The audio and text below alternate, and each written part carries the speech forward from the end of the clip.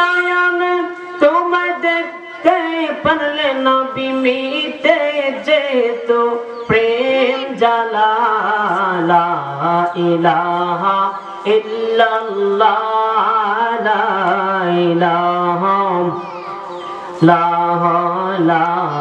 ইলাহা ইল্লাল্লাহ লা ইলাহা। পাপে চাপে পড়তে পড়তে নবী পাপে চাপে পড়তে পড়তে নবী অন্তর হইছে গো কালা। লা ইলাহা ইল্লাল্লাহ লা ইলাহা লা ইলাহা ইল্লাল্লাহ লা ইলাহা লা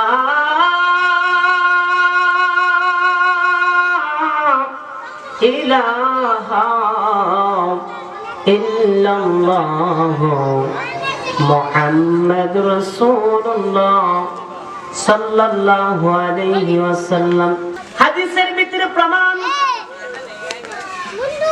এই জান্নাতের বাগানে আল্লাহ তাআলার অসংখ্য অগণিত ফেরেশতারা একে একে একের উপর এক কাজ করে বেষ্টন করে আল্লাহর আরশ পর্যন্ত লেগে যায়। সুবহানাল্লাহ। একজনের কাজে আরেকজন বর করে আল্লাহর আরশ পর্যন্ত লেগে যায়। আল্লাহ তাআলা তখন সমস্ত ফেরেশতাদেরকে ডাক দেয়, ও ফেরেশতারা, দুনিয়ার জমিনে কি এমন হয়ে গেল যেই কারণে তোমরা একজন আরেকজনের কাজে বেষ্টন করতে করতে আমি আল্লাহ তাআলার আরশ পর্যন্ত লেগে গিয়েছে। সুবহানাল্লাহ। ফেরেশতারা ডাক দেয়, মাবুদ, ও আল্লাহ, দুনিয়ার জমিনে এই শেওড়া গ্রামের সকল মৃতবাসীদের মৃত ব্যক্তিদের রূহের মাগফিরাত কামনার জন্য একটা জান্নাতের বাগান, যেই বাগানে তোমার অসংখ্য অগণিত ফেরেশতা অসংখ্য অগণিত মানুষ বসে আছে, ওই মানুষগুলো আল্লাহ তুমি আল্লাহর জিকির করতেছে, তোমার বন্ধু নবীর প্রেমের শান গাইতেছে। মাওলা আল্লাহ তাআলা সকল ফেরেশতাদের কয়, উনজুরু ইলা আবদি, তোমরা আমার বান্দার প্রতি লক্ষ্য করো। এত করুনি তারা আমি আল্লাহর জিকির করছে। সুবহানাল্লাহ। আল্লাহ রাব্বুল আলামিন সকল ফেরেশতাদেরকে ডাক দিয়ে বলে, ও ফেরেশতারা, তোমরা তাকায় দেখো, বান্দাগুলো আমি আল্লাহর জিকির করতেছে। ওয়ায়াযকুরুনি ওয়ায়াকরাউনা কিতাবি, তারা শুধু কিতাব পড়ছে না, তারা জিকির করছে না, তারা আমি আল্লাহর দেওয়া কিতাব পড়তেছে।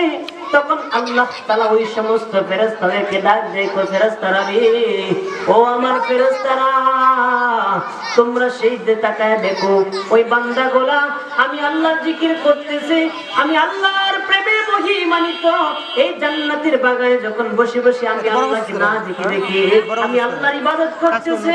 তোমাদেরকে সাক্ষী রেখে বলে দিয়ে গেলাম, ওই সমস্ত ফেরেশতাদের সমস্ত বান্দাদের জীবনের গুনাহ আমি আল্লাহ মাফ করে দিব। সুবহানাল্লাহ। এই জন্য যুবক, ও মুরব্বি, এ যুবক ভাই, জীবনের কত মাহফিলে কত জলসায় গেলেন, কত স্থানে গেলেন, যে স্থানটা কত নেতার সেমিনারে গেলেন, কত মানুষের সেমিনারে গেলেন, কিন্তু একটা নেক আপনার ভাগ্যে জুটে নাই। কিন্তু আল্লাহর নবীর হাদিস প্রমাণ করে, যেই ব্যক্তি এই জান্নাতের বাগানে বসবে, আমার আল্লাহ তাআলা তার আমলনামায় ভরপুর নেক দিয়ে দিবে। বলেন না সুবহানাল্লাহ। এই জন্য মুরব্বি, এই যে এখানে একটা কথা লিখলাম, সকল মৃত ব্যক্তিদের রূহের মাগফিরাত কামনার জন্য এমন একটা জলসা সাজাইলো। বাবারে,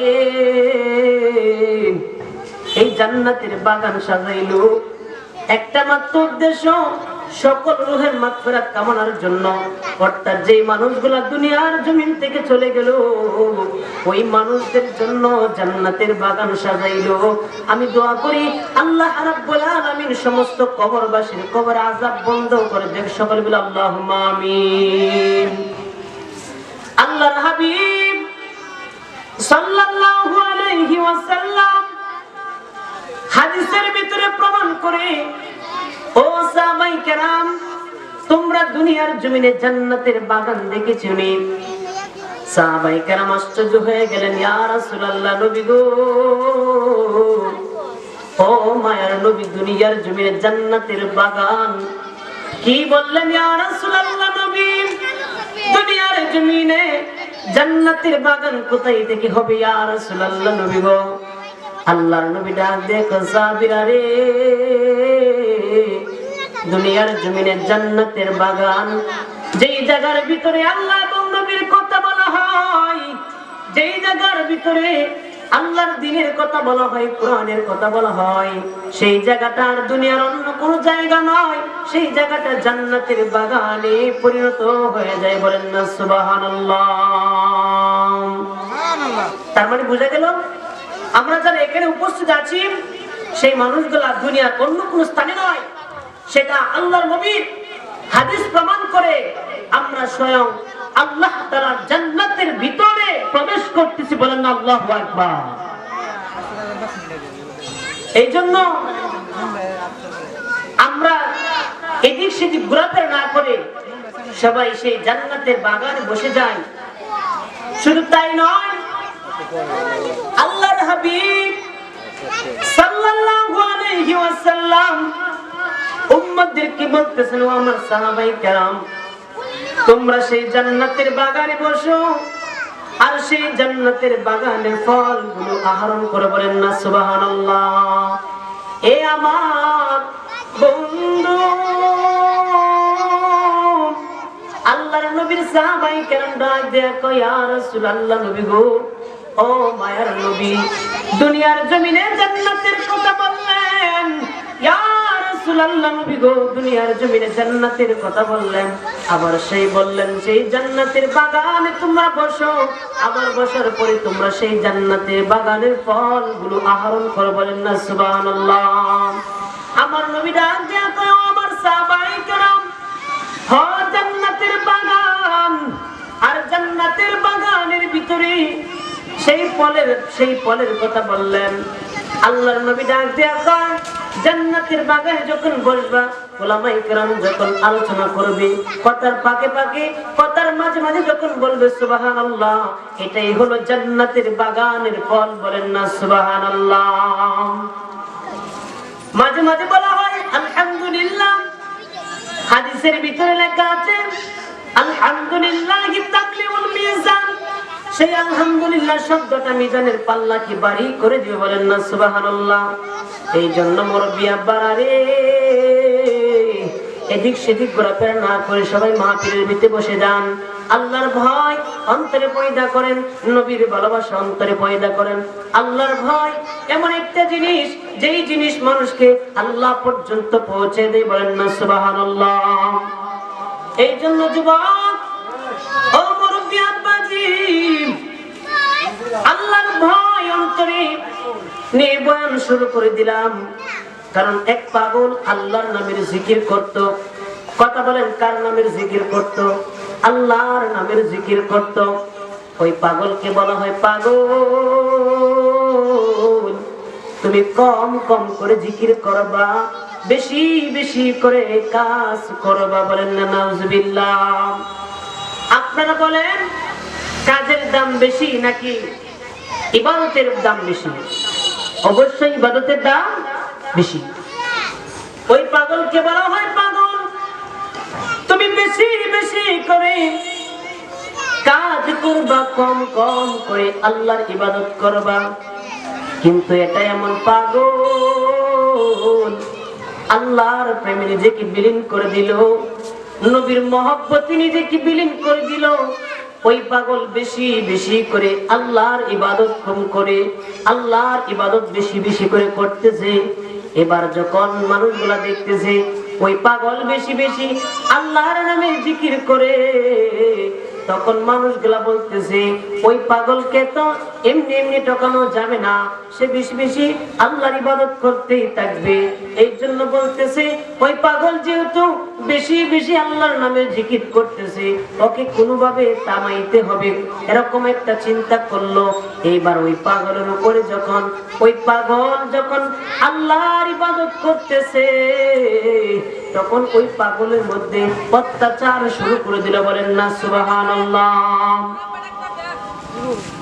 আজকে আমাদের সমাজের ভিতরে এই অবস্থা হয়ে গিয়েছে, মানুষগুলা যুগে যুগে ইতিহাস পাওয়া যায় মানুষের উপরে স্টিম রোলার চালিয়েছে, অত্যাচারে জর্জরিত ছিল, এরপরে আল্লাহর ইবাদত ছাড়ে নাই।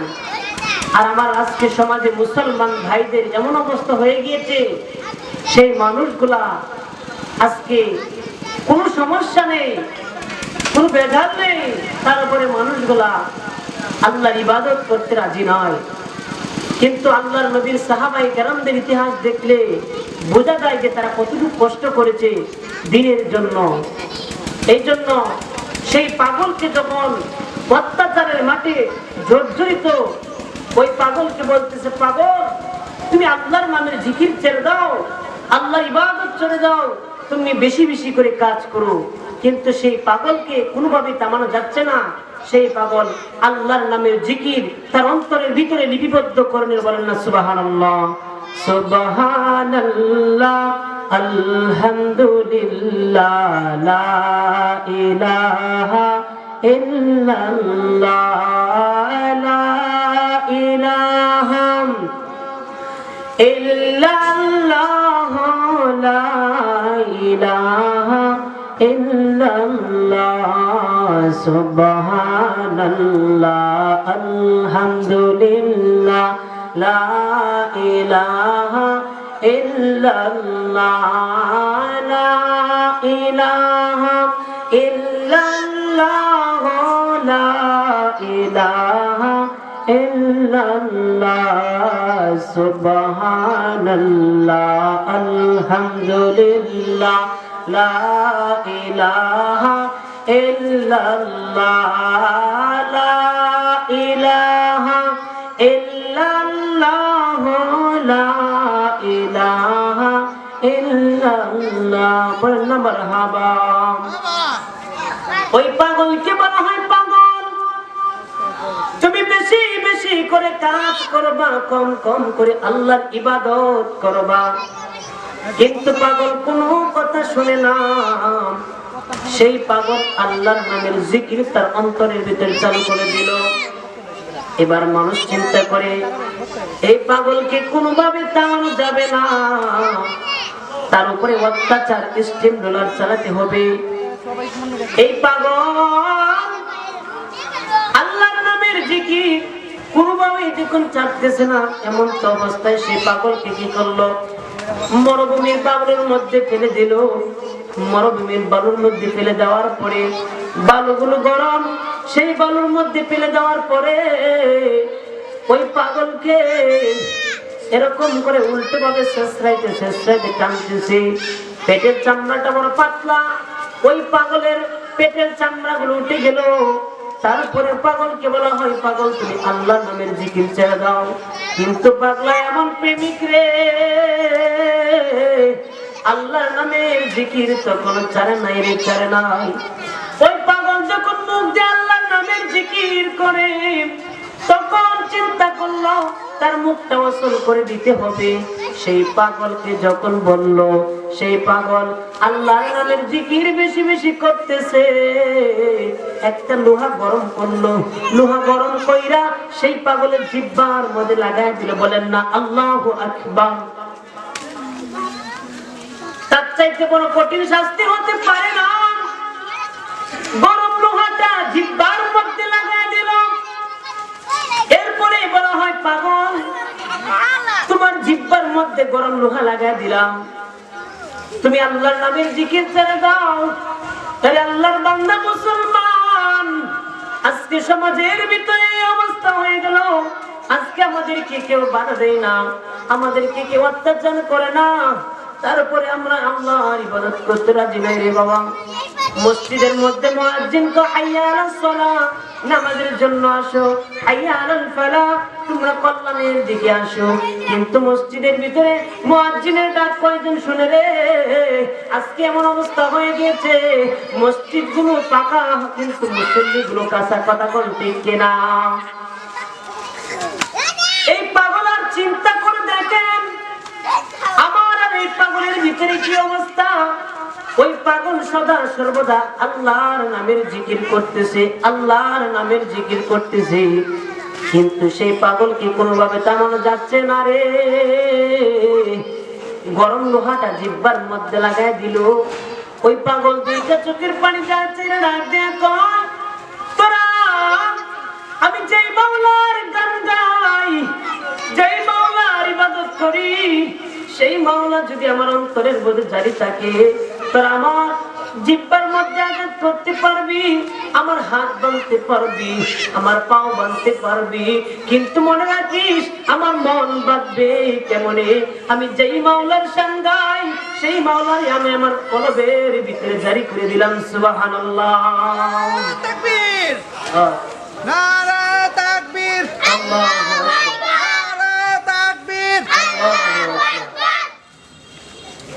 এবার ওই পাগল তারপরে আল্লাহর জিকির ছাড়ে না, অত্যাচার স্টিম রোলার তার উপরে চলতেছে, এরপরে আল্লাহর জিকির কোনোভাবে ছাড়তেছে না। আর মুসলমান হওয়ার পরে আজকে আমরা এই মসজিদে যাই না আল্লাহর ইবাদত করার জন্য। এই আল্লাহর বন্ধুরা রে, এ মুসলমান, এই ইমানদার মুসলমান কি জবাব দিবেন আল্লাহর কাছে? আপনি যখন মারা যাইবেন, আপনার সঙ্গে কবরে কোনো কিছুই যাবে না রে। আপনার টাকা, আপনার পয়সা, আপনার ধন-দৌলত সকল কিছু দুনিয়াতে রেখে সব মানুষগুলা আপনাকে আপনার মতন করে কবরে দিয়ে আসবে। আপনার সঙ্গে একটা মানুষ কবরে যাবে না। কথা কোন বাগান ঠিক কিনা?